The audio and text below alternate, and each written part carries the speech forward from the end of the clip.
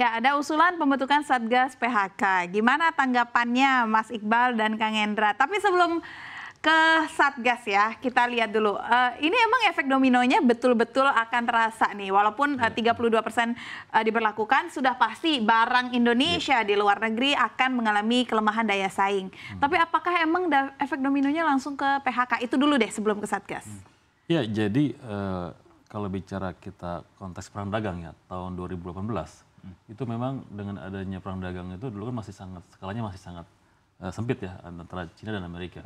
Dan memang langsung dampaknya itu langsung ke justru industri-industri di Amerika yang melakukan PHK kan kalau nggak salah kan. Nah, justru dengan adanya sekarang makin diperluas skalanya ke banyak negara, justru itulah yang memicu kekhawatiran pelaku industri maupun banyak negara bahwa ini sebenarnya harus segera diantisipasi gitu. Masuk apalagi kita di Indonesia ini sudah hampir mungkin 4-5 tahun ini ya pasca pandemi itu PHK itu hampir terus terjadi, dan ini wajar aja sih para buruh itu khawatir, makanya mereka mengusulkan soal Satgas ini yang perlu memang ya pemerintah perlu mempertimbangkan itu juga. Tapi sebelum Satgas saya nggak mau nyinggung Satgas dulu, saya mau nyinggung Satgas pas saya duduk karena saya pusing ya. Nah, tapi apakah PHK ini dengan pembentukan Satgas menjadi satu-satunya solusi atau sebenarnya Indonesia masih memiliki power nih sebelum kita mengkhawatirkan adanya PHK? Ya sebenarnya kalau kita lihat kan industri Indonesia ya yang ekspor ke US itu kan memang beberapa itu padat karya kan.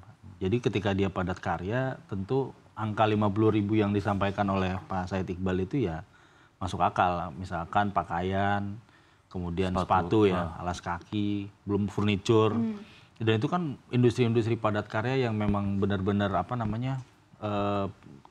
kita lihat mungkin sensitif ya terhadap harga gitu ya. Jadi ketika ada tarif ya otomatis tidak kompetitif, ya otomatis ya dialihkan gitu kan dari Amerikanya sendiri. Jadi saya melihat ketika ada wacana ini dan pemerintah langsung merespon, Menaker juga mengatakan bahwa ini usulan yang sudah pernah dibahas ya tentu kita respon positif ya. Usulan apa nih? Usulan Satgas ya seperti ini. Tapi apa nggak kita mikir ya, kayaknya semua isu yang dialami oleh Indonesia ada Satgasnya gitu. Kayak kemana lembaga dan kementerian yang terkait gitu, apakah itu tidak cukup? Kenapa harus ada orang spesifik lagi yang menangani isu-isu tertentu gitu? Maksudnya kita udah punya kementerian dan lembaga banyak banget loh.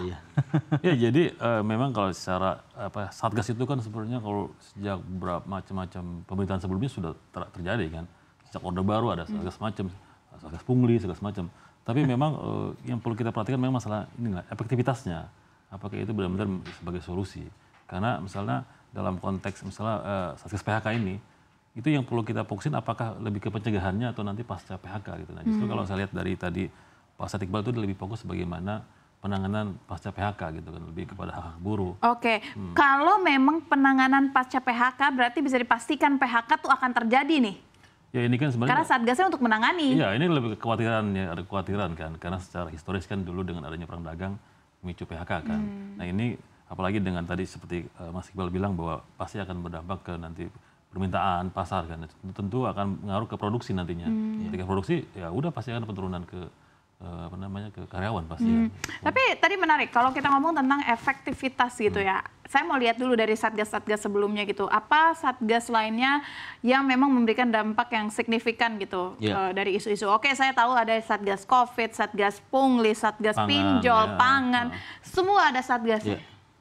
Bahkan Satgas judi online juga ada. Iya, pinjol, judi online semua ada. Dan tapi dari pelajaran yang lalu-lalu koordinasi adalah kuncinya. Jadi beberapa Satgas itu memang koordinasi yang kurang erat ya antar kementerian lembaga, kemudian juga beberapa case itu malah sendiri-sendiri kelihatan jalan sendiri-sendiri, mungkin ada yang pengen show off atau seperti apa. Itu yang sebenarnya yang kita khawatirkan ketika ada wacana Satgas PHK ini, jangan sampai ya kejadian itu ya terulang lagi sih. Nah gimana memastikannya?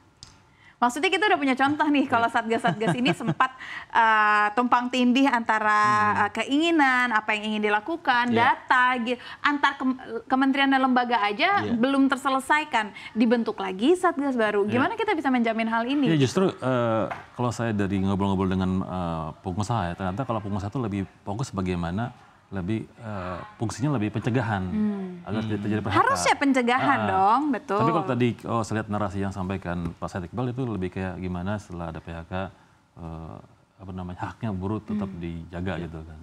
Seberapa emergency sih untuk semua isu tuh dibuatkan Satgas gitu? Dan orang-orang Satgas ini kan sebenarnya orang-orang yang hadir juga dari kementerian, dari lembaga, orang-orang yang sama-sama aja. Ya mungkin kalau dalam konteks PHK ini ya kan Presiden tadi sempat mention, bahkan sampai mention ke BPJS juga ya, BPJS Tenaga Kerja pastinya ya.